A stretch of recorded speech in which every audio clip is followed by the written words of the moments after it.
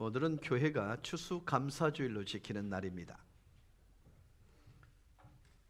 순간순간 그리고 날마다 일용할 양식을 주시고 인간다운 삶을 영위하기 위해 특별히 하나님의 자녀로 살게 하신 지나온 시간들에 대해 그 은혜에 대해서 돌이켜보며 감사하는 절기, 바로 추수감사주일입니다. 항상 교회에 있어서 절기는 기념하라는 것입니다. 기념하여 원래의 가치와 정신으로 돌아가자는 것입니다. 금년 추수감사주일을 맞이해서 범사에 감사하라, 이는 그리스도 예수 안에서 너희를 향하신 하나님의 뜻이니라 라는 말씀을 묵상하면서 저 스스로 얼마나 이 말씀에 순종하며 살았는지를 되돌아볼 수 있는 시간이었습니다. 여러분, 망가질 대로 망가져가는 교회 담장 밖의 모습들을 보면서 우리는 어떤 희망의 소리도, 어떤 기대의 말도, 어떤 소망의 말도 펼쳐내지 못해 왔던 지나온 시간들이라면 범사에 감사라는 이 말씀에 참 많이도 불순종해온 시간들이 아니었을까 하는 생각이 들어지는 것입니다. 여러분, 돌아보는 일, 그래서 원래 자리로 돌아가는 일, 감사하는 자리로 돌아가는 일, 이것이 우리 주님이 이번 추수감사주일에 우리에게 기대하는 바임을 기억하실 수 있기를 바랍니다. 여러분, 한번 이렇게 물어볼게요. 모든 일에 감사를 많이 하는 사람과 그렇지 못한 사람 두 부류가 있다고 생각하십시다. 감사를 많이 하는 사람이 그렇지 못한 사람보다 훨씬 더 건강할 거라 확신하는 분 한번 손 들어보세요.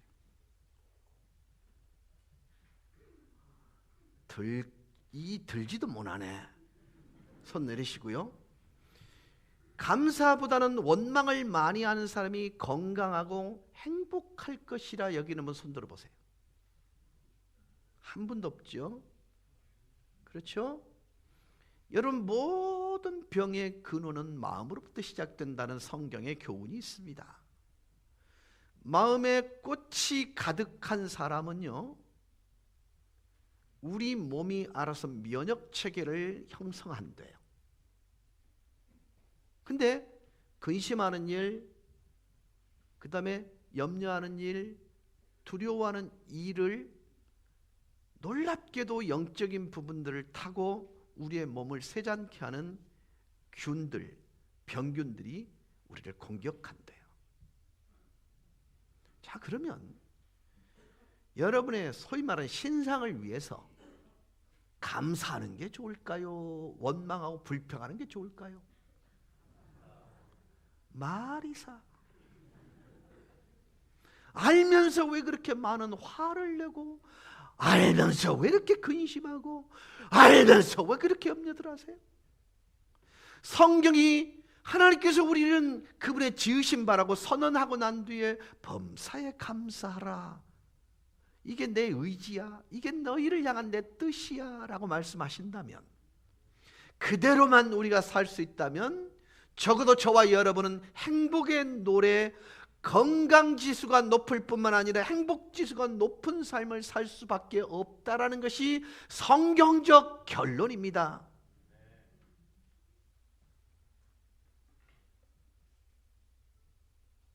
그래서 어떤 사람은 인간의 행복을 논하면서 이렇게 충고해요. 그대의 마음속에 감사하는 생각이 없으면 그대는 파멸의 노를 젓고 있는 사람이다. 부디 다른 공부보다도 먼저 감사하는 공부를 배워라. 여러분, 그만큼 감사는요, 저와 여러분의 인생과 삶을 윤택하게 할 뿐만 아니라 행복하게 하는데 필수 요건입니다. 근데 솔직히 인간의 본성은 감사보다는 원망하기 쉽고 불평하기 쉽습니다. 러시아의 대문호인 도스토옙스키는 인간은 감사할 줄 모르는 두 발 달린 유일한 동물이다, 이렇게 말합니다. 여러분, 우리는 자녀를 키우면서 이 말에 공감합니다. 요즘처럼 풍요로운 사회에서 부모들은 자식이 원하는 것이라면 대부분 거절하지 아니하고 다 들어줍니다. 아니, 이렇게 표현하는 것이 옳습니다. 거절 못합니다. 거절할 능력을 상실했습니다. 그러나 그렇게 예지중지 키운 자식들을 보면 되돌아오는 그 반응들은 우리의 기대와는 전혀 다릅니다. 죄송합니다. 우리 다니엘 강도사님, 혹시 나무 껍질 벗겨서 드셔본 적 있으세요? 없으세요? 껌을 일주일 내내 벼랑박에 붙여놨다 뗐다 먹고 씹고 그런 적이 있으세요? 그러면 물을게요. 강도사님하고 나하고 나이 차이가 100살 차이 납니까? 조금밖에 안 나요. 5살 차이밖에 안 나요. 근데 저는 나무 껍질, 소나무 껍질을 좌우로 훑어가면서 먹어본 경험이 있고요. 여러분, 필기라는 걸 혹시 들어보셨습니까? 묘가에 자라는 삐비라 그랬습니다. 그걸 가지고 씹으면서 껌을 만들어 본 적이 있고요. 밀을 갈아서 먹으면서 맨날 침 뱉으면서 껌으로 씹어 본 적이 저는 있습니다. 강도쌤 있으세요? 어느 순간 눈 뜨고 딱 정신 차려보니까 있을 것 다 있고 먹을 것 반찬 투정할 만큼 있었지요. 만만하게 그렇습니다. 근데 저는요, 하루에 2끼 먹는 것이 일상이었습니다. 세대 차이가 그렇게 많이 나지 않아요. 그런 우리는 부모가 자식을 위해 어떤 대가를 지불했는가 뼈에 사무치도록 기억합니다. 그들이 우리의 입속에 곡기를 집어넣기 위해 어떤 노력을 했는지 알기에 밥 한 끼 한 올 한 톨 씹으면서 우리는 감사의 뼈에 사무치는 일들을 새겨왔습니다. 근데 요즘은 그렇지 않아요. 우리에게 가장 많은 상처를 주는 사람이 주변인이 아닐 가능성이 많은 시대를 우리는 살아가고 있습니다.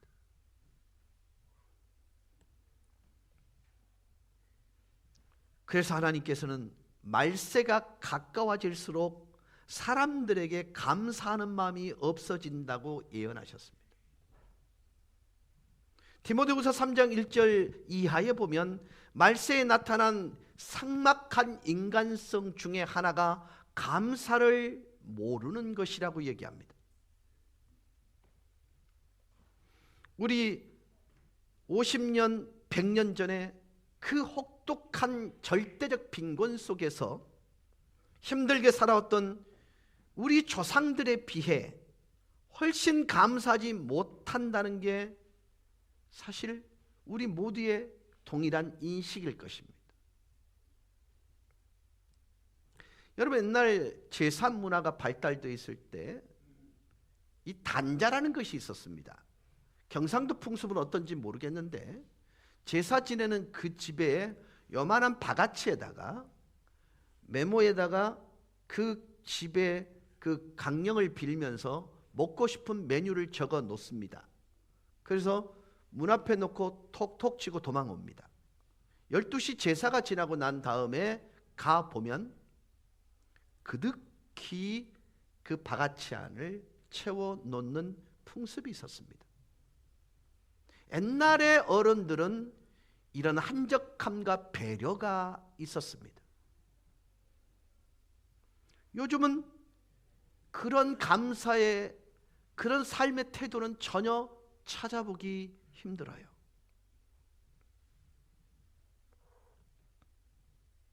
이런 유머가 있었지요. 어떤 사람이 정말 어렵게 버스의 의자에 앉았는데 할아버지 한 분이 터덜터덜 이렇게 하면서 걸어오시는 거예요. 잽싸게 눈을 감았습니다. 자는 척 했습니다.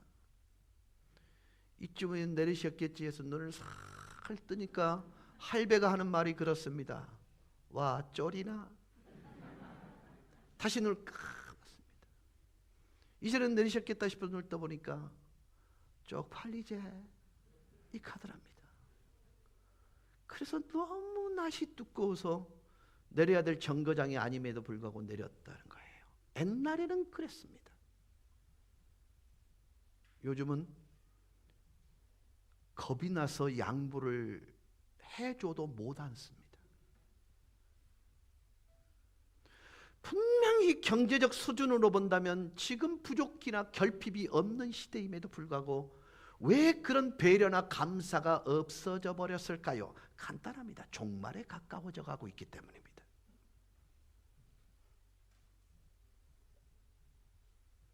하나님의 자녀는 범사에 감사할 때 영육이 건강하고 행복해질 수 있습니다.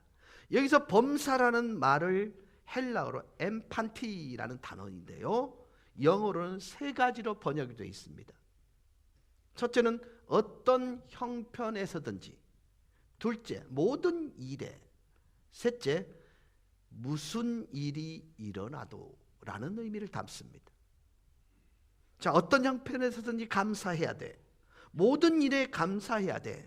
무슨 일이 일어난다 할지라도 감사해야 돼. 이게 범사라는 단어 속에 담겨진 의미입니다.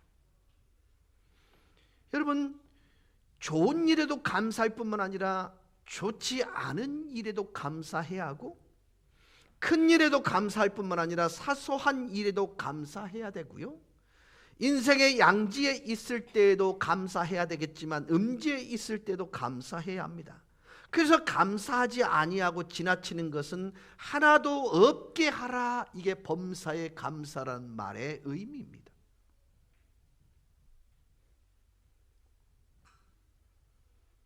바로 이것이 범사에 감사라는 말씀의 참 뜻이에요. 실로 이 말씀은 성도이지만 우리에게 엄청난 부담을 주긴 줍니다. 어떻게 이 말씀을 실천하라는 것인지 고민하지 않을 수 없습니다. 게다가 하나님께서 말씀하시는 감사의 내용을 알면 그 고민은 더 깊어집니다. 하나님이 말씀하시는 감사는 막연히 느끼는 고마운 감정만을 의미하지 않습니다. 시편 116편 12절 14절 같이 읽습니다. 내게 주신 모든 은혜를 내가 여호와께 무엇으로 보답할까? 내가 구원의 잔을 들고 여호와의 이름을 부르며 여호와의 모든 백성 앞에서 나는 나의 소원을 여호와께 갚으리이다. 오늘따라 이렇게 왜 안 맞죠, 호흡이? 남북 통일 안 되는 이유 아시겠습니까? 이거 하나 탁탁 못 맞추는데 무슨 남북 통일이 되겠어요? 이 말씀 속에는요, 하나님께서 말씀하는 감사에는 최소 세 가지 요소가 있다는 거예요. 첫 번째 요소는 마음이 담겨져야 한다는 것입니다. 하나님께서는 이런 간절한 마음이 담긴 감사를 원하세요. 어떻게 보답하는 것이 하나님께 감사를 드릴 수 있는 것인가? 이 간절한 마음을 담아야 한다는 거예요. 두 번째는요, 궁극적 감사의 대상은 하나님입니다. 여호와의 이름을 부르며, 여호와의 이름을 부른다는 표현의 모든 그 의도와 가치 속에는 예배가 전제가 됩니다. 물론 고마운 사람들에게 감사할 수 있지만 여호와의 이름을 부르면서 하나님 감사해요 하고 그 앞에 경배하는 것을 일컬어 감사라는 거예요. 자, 한번 물어볼게요. 10명의 문둥병자가 예수님을 만나 제사장에게 보이라는 말을 듣고 제사장에게 찾아가는 도중에 병이 깨끗하게 나음을 받았습니다. 그때 9명은 와우! 인생의 문제가 해결되었어? 그리고 예수 선생님 고마워요 하고 각기 자기의 길로 갔습니다.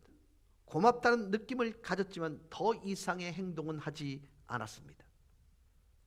그런데 나머지 한 명 사마리아 사람은 병이 낫자 하나님께 감사하고 소리 지르며 가던 길을 돌이켜 예수께 다시 달려 나왔지요. 그리고 그 앞에 넙죽 엎드려 경배하며 감사했다고 할 때 가라! 내 믿음이 너를 구원하였느니라는 영혼의 구원의 경험을 갖게 되었던 것입니다. 본질적인 구원을 얻었던 것입니다.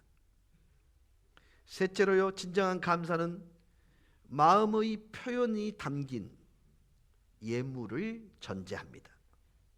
나의 소원을 여호와께 갚으리로다. 여러분, 소원이라는 이 말의 의미는 하나님께 기도하면서 약속한 거예요. 즉 하나님, 제 기도를 들어주시고 응답해 주시면 제가 이렇게 하겠습니다 라고 기도했는데 하나님이 정말 응답해 주시면 너무나 감사해서 자기가 소원한 것을 그대로 시행하는 거예요. 자, 한나가 자녀를 달라고 간절히 기도하던 중에 정말로 사무엘이라는 아들을 얻습니다. 그 은혜에 감사해서 어떻게 해요? 자기 품에서 완벽하게 하나님께 되돌려 줘버립니다. 다윗은 하나님 앞에 평생 기도한 것이 다 응답되고 나니까 너무 감사해서 말년에 자신이 쌓았던 모든 부를 성전을 짓는데 드리기까지 했습니다. 범사에 감사라고 할 때 첫째는 마음이 담겨야 합니다. 둘째는 경배의 자세가 있어야 됩니다. 셋째는 경우에 따라 감사의 예물을 들고 나와 하나님께 드리는 것이 포함된다는 것입니다. 이렇게 범사에 감사하며 살아야 하나님께서 원하시는 뜻을 행하는 사람이라고 얘기합니다. 여러분, 인생의 형통은요, 인생의 식과 법이 오르면 답이 나옵니다. 모든 수학 공식은요, 공식에 올바르게 적용되어졌을 때 답이 나옵니다. 인생 역시 마찬가지입니다. 이게 법이다, 이게 식이다라고 할 때 범사에 감사하며 살게 될 때 그것이 하나님의 식과 법에 순종한 결과라는 것입니다. 따라서 이 말씀은 결코 쉬운 말씀이 아니에요. 고맙다고 느끼는 것으로 멈추시면 안 되고 감사하다는 말로 끝나서는 안 됩니다. 정말 하나님 앞에 거룩한 제사로 드려지는 감사가 있어야 돼요. 그렇다면 여러분, 이런 질문을 해봐야 합니다. 나는 얼마나 감사하고 있는지, 얼마나 하나님께서 원하는 감사를 드리고 있는지. 그래서 이처럼 범사의 감사를 실천하기 위해 우리는 세 가지를 행해야 합니다. 첫째, 좋은 일에 감사할 줄 알아야 합니다. 무슨 일이에요? 좋은 일에. 아무리 세상이 험하고 악해도 반드시 좋은 일은 있습니다. 우리 하나님은 자비로우셔서요, 무더운 여름에 소낙비를 주듯이 우리의 인생에, 우리의 삶에 기쁨을 주십니다. 여러분, 저는 여자분들이 도무지 이해가 안 되는 것 중에 하나가 뭐냐면 아이를 낳는 일이에요. 첫째 아이를 낳은 아이한테 귀에다 대고 남편이 속삭입니다. 여보, 둘째 알제? 그 순간 이 인간은 죽습니다. 근데 이상합니다. 1년이 지나고 2년이 지나면 어미는 스스로 이렇게 말합니다. 이제 둘째가 가져질 때 다 되지 않았나요? 그 고통스러움을 잊게 만드는 기쁨이 있더라는 것입니다. 이상합니다. 인생이 사라질 만한 이유가 뭔 줄 아십니까? 그토록 죽을 듯 숨막히는 상황이 있다 할지라도 어느 순간에 그 아픔을 잊어버릴 만한 기쁨과 행복스러움이 있다라는 거예요. 평생 부부로 사는 것이 굉장한 희생과 인내가 필요하지만 그 속에 하나님께서는 종종 선함을 주십니다. 어떤 분이요? 어떤 목사님이요? 좀 엉뚱하게 농담을 하길래 제가 좀 핀잔을 줬어요. 그랬더니 이분 사모님이 말씀하실 때 이렇게 말합니다. 좀 모자라지 얘. 그래도 착합니다. 저는 그 말을 들으면서 많이 깨달은 바가 있어요.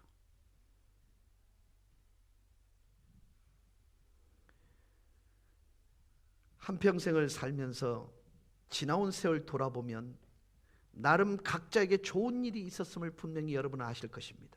그러나 정작 우리가 경험하게 된 좋은 일마다 하나님께 감사하며 살지 못했던 것 분명합니다.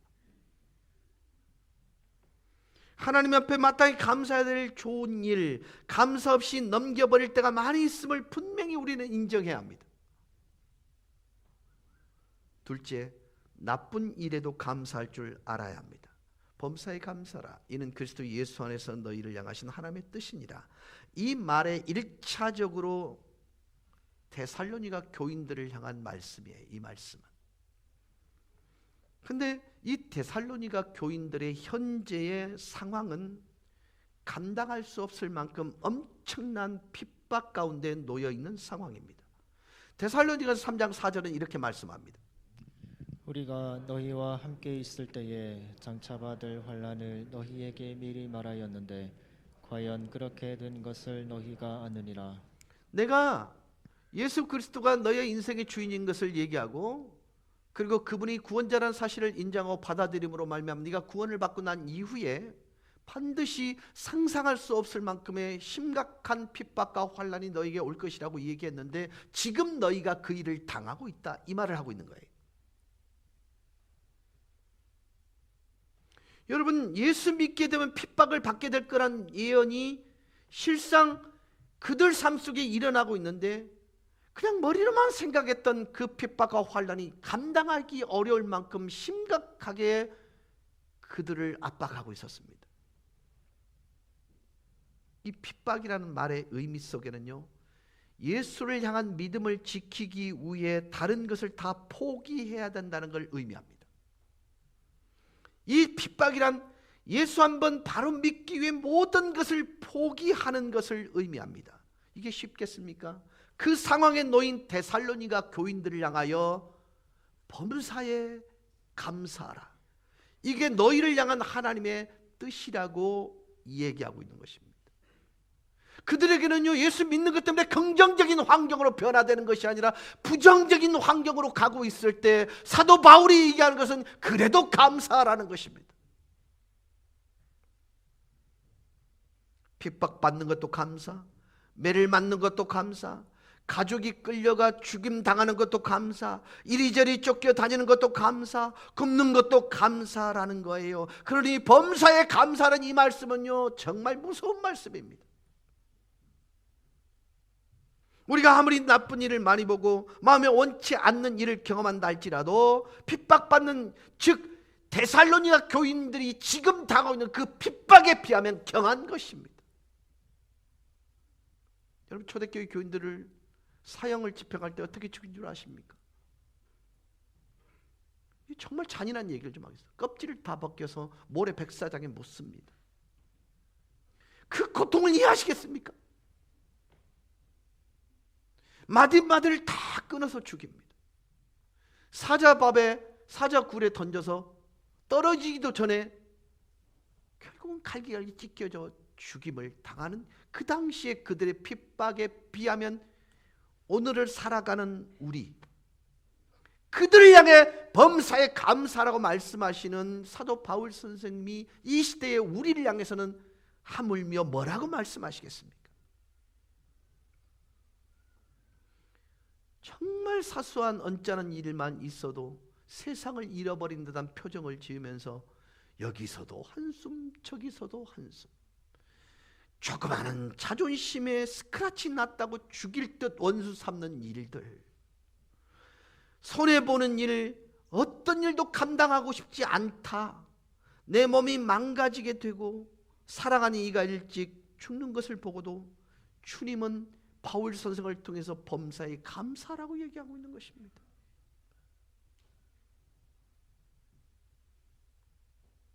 셋째는요, 당연한 것처럼 받아들이기 쉬운 일에도 감사라는 것입니다. 일상적인 거예요.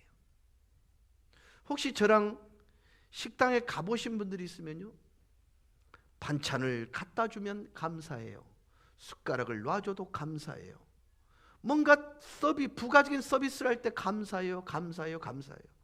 근데 제가 여러분 어느 순간부터가 그렇게 된 이유가 뭐냐면, 내 옆에 내가 기도하는 그 순간 그 사람이 볼 거라는 생각이 드는 거예요.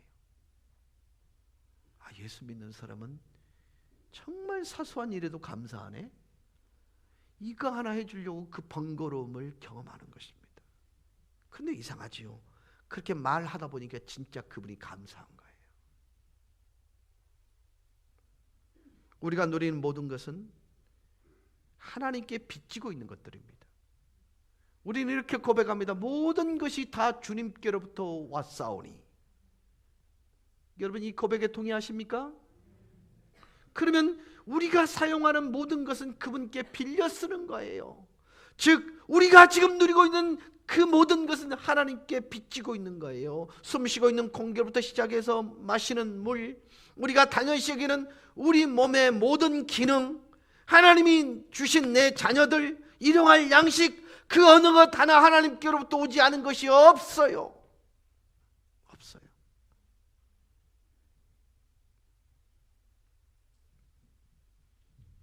그런데 하나님께서 날마다 풍성히 주시니까 우리가 소중한 것을 받고도 당연한 것처럼 여기더라는 것입니다. 신장로님 정말 죄송해요. 2주간 동안 정말 힘드셨잖아요. 지금 정말 감사하죠. 수술하셨는데요, 생리현상이 안 되는 거예요. 그래서 저도 열심히 기도했습니다. 근데 시간이 가면 갈수록 고통스러우면 그 고통지수가 자꾸 높아지는데 그래도 원망하지 않으시더라고요. 오늘 물었더니 살만합니다. 여러분 지극히 상식적이고 당연한 소변 누는 것이, 먹고 화장실에 가는 일이 우리 신장로님에게 2주 동안은 너무너무 하고 싶었던 일인 거예요. 맞지요? 근데 우리는 너무나 당연한 거예요.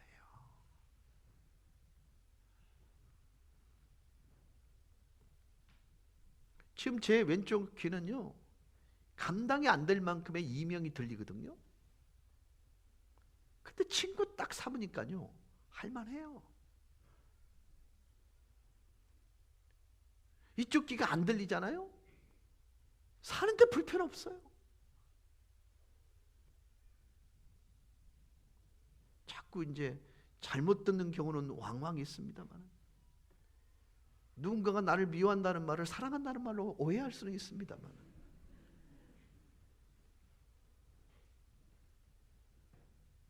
여러분 당연하게 여길 때는 감사가 따라오지 않습니다. 오늘의 현대 문명은 무엇이든지 당연하게 여기도록 부채질합니다. 하나님 손에서 왔다는 빚진 감정을 갖지 못하도록 만들어버립니다. 여러분 적어도 1세기 전만 해도요, 사람들에게는 하나님이 주셨다는 빚진 의식, 의존 의식이 있었습니다. 우리 부모님이 피땀을 쏟아서 내 입에 곡기가 들어가는 그 빚진 의식이 있었습니다. 자식들이 열심히 공부해야 될 그 동기가 바로 이 부모님들의 고생이었어요. 빚진 마음이었습니다. 그런데 과학이 발달되고 모든 것이 풍족해지면서 모든 나라들이 이제는 빚진 감정 대신에 권리의식을 갖기 시작합니다. 의존의식보다는 자율의식을 갖기 시작했습니다. 그래서 내가 잘나고 내 능력이 있어서 이 모든 것을 얻었다고 생각합니다. 내가 누리는 것은 내가 노력해서 내 능력을 얻었는데 무슨 감사냐는 거예요. 네가 왜 간섭이냐는 것입니다.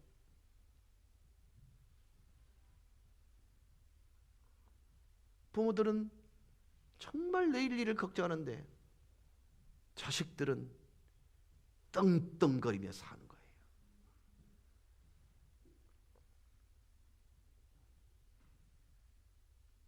모든 것을 당연한 것처럼 여기는 시대입니다. 이것은 하나님 앞에 무서운 죄입니다. 우리는 모든 것을 하나님 손에서 받았다는 그 의무, 하나님의 손에서 받았기 때문에 일일이 감사할 의무가 있다는 것을 자각하셔야 합니다. 그 어느 것을 보아도 하나님 앞에 감사드릴 수밖에 없는 것입니다. 저나 여러분이나 너무나 풍족한 세상을 살아 너무 많이 오염된 것 같습니다. 빚진 의식보다는 권리의식이 은근히 더 그 의식에 오염된 것 같아요. 얼마 전까지만 해도 우리는 식민지에서 겨우 벗어난 가난한 나라였습니다. 설상가상으로 6.25라는 전쟁, 끔찍한 동족 산전을 겪으면서 세계에서 가장 가난한 나라였습니다. 이런 나라가 10대 무역 대국이, 경제 대국이 된 것입니다. 우연히 일어난 일일까요? 그분께서 은혜 주시지 않았으면 어떻게 이런 일이 일어나요? 어떤 분이 그런 말을 합니다. 왜 자꾸 예수쟁이들은 그 공로를 지긋 탓이라고, 하나님 탓이라고 얘기하는지 모르겠다. 제가 언젠가 그런 말씀을 드렸습니다. 기독교인 하면 비리의 온상처럼 걸리면 기독교인들 맞지요? 맞지요? 그랬었습니다. 한번 물어볼게요. 지금 비축제가 좀 시작이 될 건데요, 오는 손님들한테 내가 옥상에서 탁 돌멩이 하나를 던졌어요. 아야 소리를 지르는 사람의 성씨가 P씨일 가능성이 많을까요? 김씨일 가능성이 많을까요? 여러분, 들켰다 하면 기독교인이란 말의 의미를 조금만 깊게 생각해 보시면 그 자리에 그들이 다 가 있다는 말과 같은 거예요. 거기는 썩은 놈이 있을 수도 있고 부패한 놈도 있을 수 있습니다. 그러나 거기까지 가면서 국가에 기여한 일들을 간과해서는 안 되는 것입니다. 왜 그게 가능할까요? 기독교에는요 교회에 오면 토론 문화가 발달되어 있습니다. 그렇지 않으면 학습 방법이 다릅니다. 자기 의견과 자기 탤런트를 개발해 주는 곳이에요. 그러니 자연스럽게 리더가 될 수밖에 없는 게지요. 억지스럽다고 해도 저는 상관없습니다. 여러분, 초대교회 헌법에는요, 성경에, 그리고 첫 국회는 예배가 드려지면서 시작됐던 곳이 우리나라입니다. 여러분, 당연한 것처럼 받아들이면 냉랭한 가슴이 있을 뿐입니다. 지금도 전 세계를 보면요, 10분의 1에 해당하는 6억에서 7억의 인구의 하루 생활비가 1달러입니다. 뭔 달러? 1달러. 제가 82년도에요. 우리 어머니로부터 받은 하루의 용돈이 400원이었습니다. 그때 400원은 절대 적지 않아요.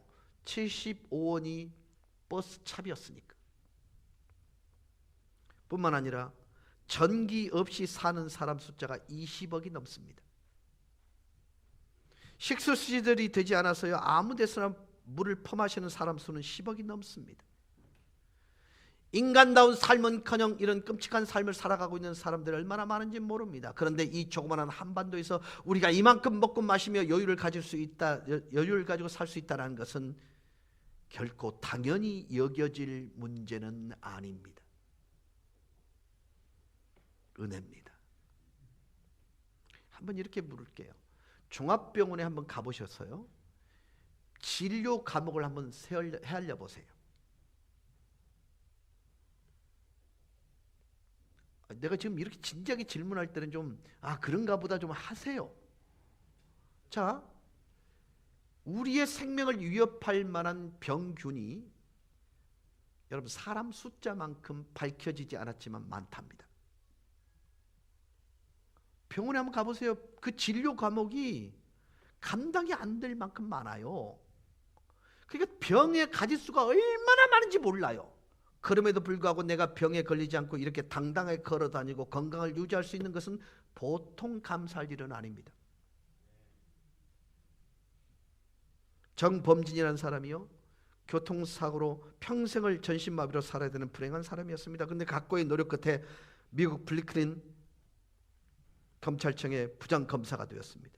그가 쓴 책에 이런 말이 있어요. 내가 단 하루만 걸을 수 있다면 내가 가장 하고 싶은 것은 화장실에 들어가 서서 변기 앞에 시원하게 오줌 누는 것이다. 우리 신자들 갑자기 공감이 되나 봐요. 그가 전신마비가 되었기 때문에 화장실에 들어가서 볼일을 보는데 기본 2시간 동안 사투를 벌여야 가능했습니다. 아무것도 아닌 것 같지만 하나하나 뜯어놓고 보면 절대로 당연시하고 넘어갈 일이 아닙니다.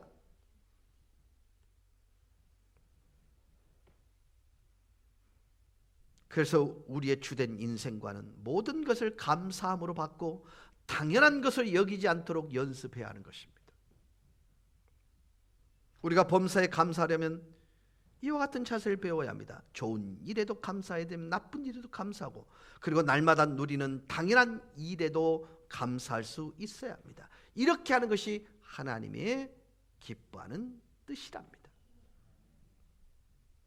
만약에 범사에 감사하지 못하면 우리는 하나님 뜻에 순종하지 못하는 사람이 되어버리는 것입니다. 범사에 감사라는 주님의 명령을 순종하지 못하며 살면서 하나님 뜻대로 산다는 것은요, 허황된 소리에 불과합니다. 핍박당하고 있는 데살로니가 교인들에게 범사에 감사라는 이 말씀을 사도 바울이 할 때는 근거 없이 그렇게 하라는 게 아니었습니다. 그게 가능하다라는, 가능할기에 그 명령을 순종할 수 있는 은혜를 그들에게 명한 것입니다. 따라서 범사에 감사하는 일은 은혜의 산물이고 노력의 산물이 아닙니다. 다시 말해서 은혜를 받아야 가능한 일이지 노력한다고 되는 게 아닙니다. 내가 찬 상황을 뛰어넘어 감사할 수 있는 은혜가 있어야 되는데, 내가 당하는 모든 일을 앞에 놓고 할렐루야 할 수 있는 은혜가 내 안에서 치밀어 오를 때 가능한 것이지 내가 노력하고 결심하고 연습해서 되는 게 아니라는 거예요. 데살로니가 전후서를 읽어보면 데살로니가 교인들이 핍박 중에서도 범사에 감사할 수 있었던 이유가 나옵니다. 그 이유는 구원의 은혜였습니다. 여러분, 예수가 여러분의 인생의 주인인 것과 구원자는 사실에 대한 확고한 믿음은 범사에 감사할 수 있게 만드는 가장 중요한 영적 동력입니다. 예수 그리스도께서 나를 자녀 삼기 위해 죽어주신 은혜를 뼈에 사무치게 새기면, 그리고 결국 그분은 장차 나를 영원한 하나님 나라로 맞이하기 위해, 즉 이사 가도록 중간다리 역할을 하시기 위해 치를 수 있는 모든 대가를 치르시고 난 다음에 다시 오시는 것을 믿음으로 바라보게 될 때 지금 당하는 핍박, 환난이 경한 것으로 여겨질 수 있다. 이게 데살로니가 교인들의 고백인 것입니다. 여러분은 범사에 감사할 수 있는 완벽한 조건을 가진 성도임을 기억하실 수 있기를 주의 이름으로 축원합니다. 그것은 바로 구원의 은혜를 가진 그런 존재가 여러분이라는 것입니다. 이것으로 인해 힘겹고 버거운 시간을 우리가 지금 보내고 있다 할지라도 이 은혜로 인해 범사가 감사가 되는 놀라운 축복을 누리실 수 있기를 주 예수 그리스도 이름으로 간절히 축원합니다. 우리 다 같이 기립하셔서 찬양하며 나가십시다.